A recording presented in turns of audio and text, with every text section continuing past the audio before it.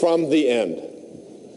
Begin to see yourself surrounded by the people and the events and the things that you would like to have. Only see yourself. You're having a problem with an addiction, see yourself as addiction-free.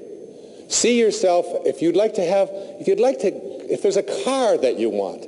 My son was perfect at this, Sans. I mean, he's just so good at this.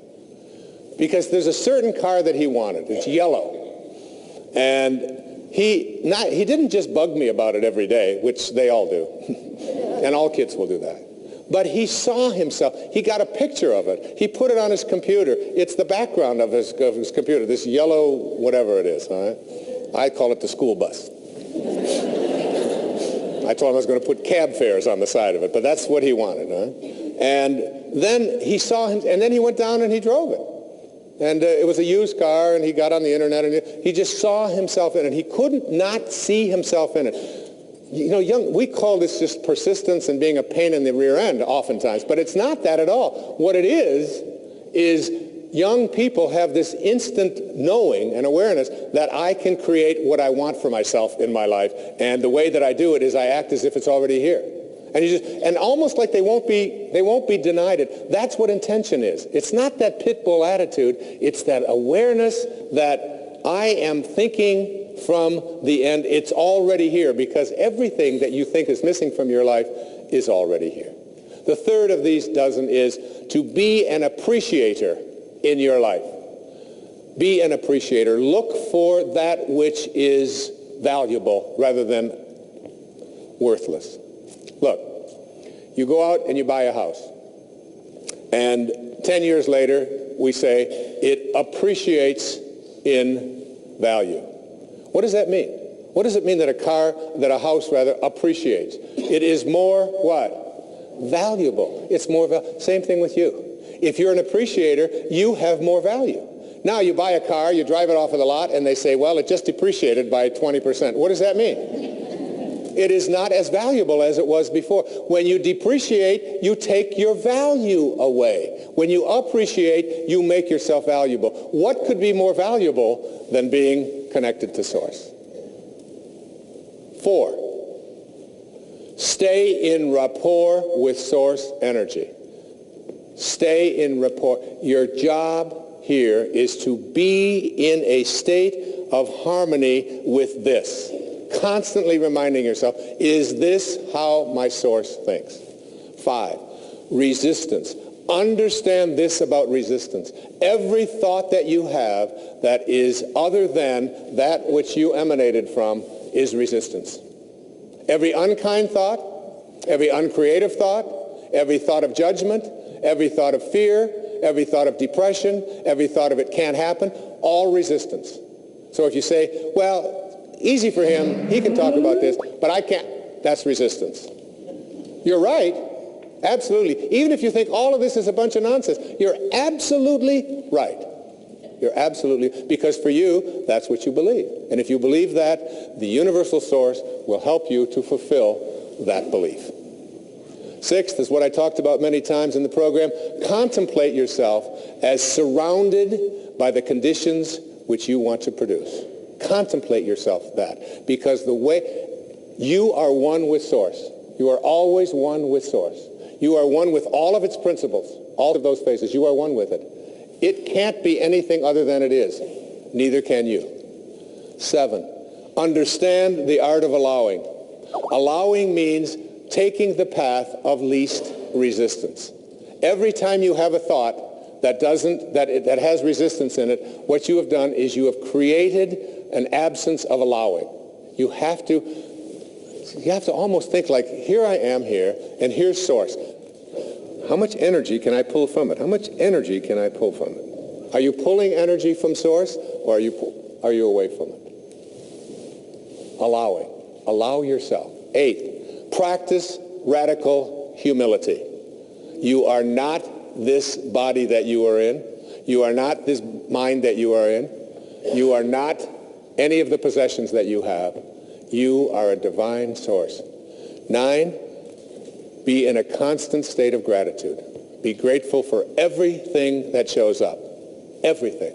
Stay in a state of being generous and grateful in your life. Because what could be more generous than that which has allowed you to come from the infinite source to this material world and back?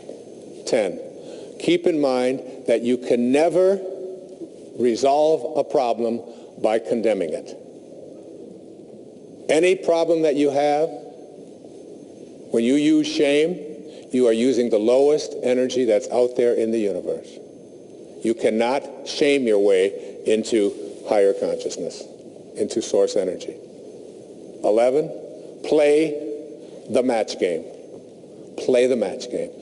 Always ask yourself, am I matched up with the field of intention? And finally, meditate. Make it a practice in your life. Meditation is essential because it is your way of staying connected to source. What is the only thing in the universe that can't be divided? You cannot divide God. Everything else has an up, down, north, south, east, west, male, female, right, wrong, black, white, alive, dead. Everything comes in dichotomies except for silence. Silence, you cut it in half, what do you get? More silence. Cut it in half again, more silence. Cut source in half, just more source. You can't divide it. Meditation. Stay in the gap. I'd like to close out this program on the power of intention with a story that was sent to me by my dear friend, Ellen. It's called Attitude. A 92-year-old, petite, well-poised, and proud lady who's fully dressed each morning by 8 o'clock, 92 years old, with her hair fashionably coiffed and makeup perfectly applied, even though she's legally blind and moved to a nursing home today. Her husband of 70 years recently passed away, making the move necessary. After many hours of waiting patiently in the lobby of this nursing home, she smiled sweetly when she told her room was now ready. As she maneuvered her walker to the elevator, I provided a visual description of her tiny room, including the eyelit sheets that had been hung on the window. "I love it," she stated, with the enthusiasm of an 8-year-old, having just been presented with a new puppy. "But Mrs. Jones, you haven't even seen the room yet. Just wait." "That doesn't have anything to do with it," she said. "Happiness is something you decide on ahead of time. Whether I like my room or not doesn't depend on how the furniture is arranged. It's how I arrange my mind." When you change the way you look at things, even if you're legally blind, the things you look at change. God bless you, and thank you.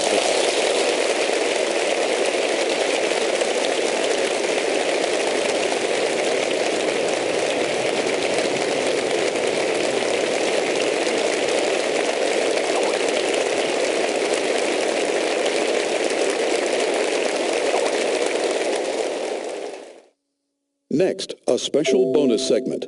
For the first time in 20 years, Dr. Dyer speaks about the profound and very personal event that transformed his own life. One of the most important ideas that I've ever encountered came from something I read in Castaneda's very last book called The Active Side of Infinity. In The Power of Intention, I wrote an entire chapter on you and your role with infinity. What he said in here that made such a profound impact on me was that he said the problem with humanity, with what people in the Western world who are not living of the source, is that we are all in bodies that are going to die. But we act as if they're not. And I thought about that. I've contemplated that whole idea a long time. And he said, when you act as if you're in a body that is not going to die, you live on what he called the inactive side of infinity. And our objective here in connecting to intention is to move ourselves to the active side of infinity. The active side of infinity is the place where we recognize our infinite nature.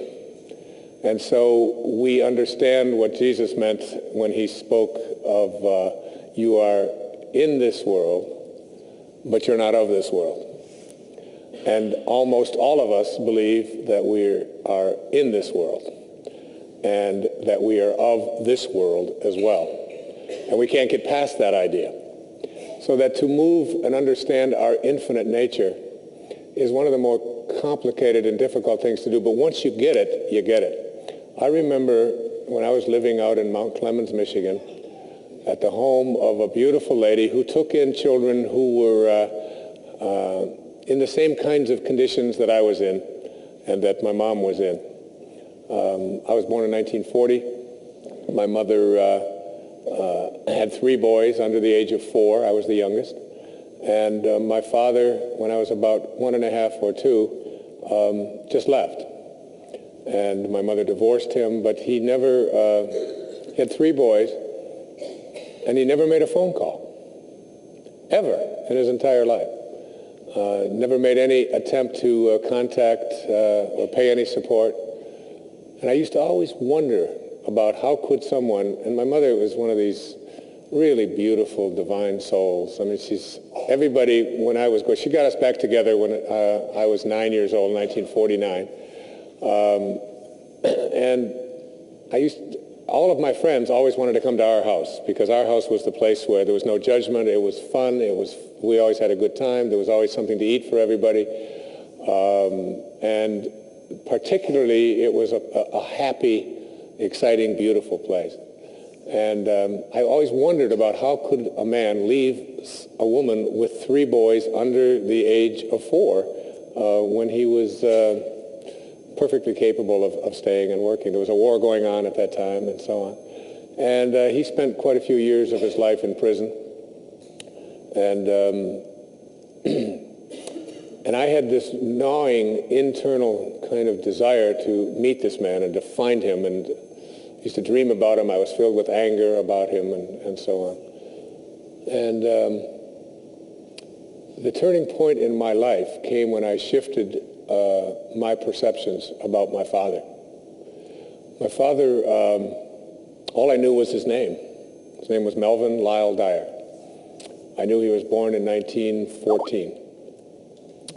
I used to go to sleep at night and dream about meeting him. I used to wake up filled with anger, sweating sometimes. I would have these dreams where I would fight with him in my sleep. And I'd wake up just soaking wet, filled with anger. And in all of those years, up until I was 34 years old, in 1974, I dreamt about him almost every single night. And I always would ask my mother to see if she could tell me something about him. Where was he? What? She never wanted to. She's just filled with rage towards this man. So I got a note in 1974 or 73 informing me that my father, this was from a cousin that I didn't know I had. Her name was Dorothy Phillips. And she told me that my father had died 10 years before, 1964, at the age of 49, of cirrhosis of the liver. And that he was buried in Biloxi, Mississippi, and that he died in New Orleans. And that's all the information that she had.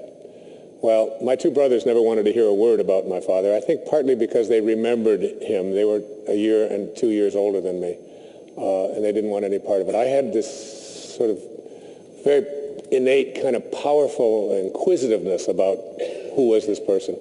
And more than anything, I wanted to know how could he do it? And did he acknowledge that he had 3 sons? Actually, I just wanted to know if he acknowledged that he had a son named Wayne. And I was teaching at that time. I was a professor at St. John's University in New York. I was teaching counseling psychology. And that was the time of a lot of the things that Lyndon Johnson had put into effect called the Great Society, and they were integrating some of the southern schools and so on. And I was given a job with the federal government, a temporary job, to just a part-time thing to go along with my professorship. I was to fly down to a place in Mississippi called the Mississippi State College for Women in Columbus, Mississippi. And I thought to myself, I had just found out recently, I don't even know exactly how far back it had been, but I had found out that my father had died. And I looked on a map and I saw that Columbus was only 200 miles from Biloxi, and I knew that my father's body had been shipped as an indigent from New Orleans to Biloxi. So I got down to Columbus, and I sat in on classes, and I wrote up my report on the civil rights laws and whether they were being honored and so on. And then I rented a car, and it was a Friday afternoon. And the car that I rented was a 1974 Dodge Coronet. It was blue. And in those days, they only had the lap belts. They didn't have the shoulder belts, the shoulder harness. So this car, as weird as this all sounds, and my life at that time was really shaky. I was drinking. I wasn't in a good kind of relationship I wanted to be in. My writing wasn't, I just couldn't seem to put it all together. I was overweight. I had very little discipline. And I was very much ego involved in my life. And, but I always knew I had a different kind of a destiny, and I just couldn't seem to get, and this stuff with my father was always there, this internal kind of rage. And so I went, I got in this car, and the car was at an Avis rent-a-car place, and nobody had ever rented the car before. Nobody had ever driven the car before. It had 0 miles on the odometer, like 0.6 or something. It had been trucked in that day to be rented by me. So I rented this car. I got in, and I went to put on the seatbelt, and I put the left belt on, and then I reached under to get the right belt, and there was no right-hand belt. And I was a fanatic about wearing seat belts and so on. So I got out of the car, and I wanted to find this belt, and I took the seat out, and I put it on the ground, and there, taped to the floorboard of the car, was a plastic, wrapped in plastic was the buckle.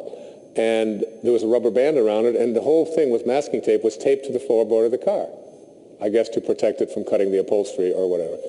So I took the stuff out, I took the rubber band off, I got the whole thing out, I put it up, put the seat in, reached in to put the buckle on, and inside of the buckle, there's a business card in this brand new car.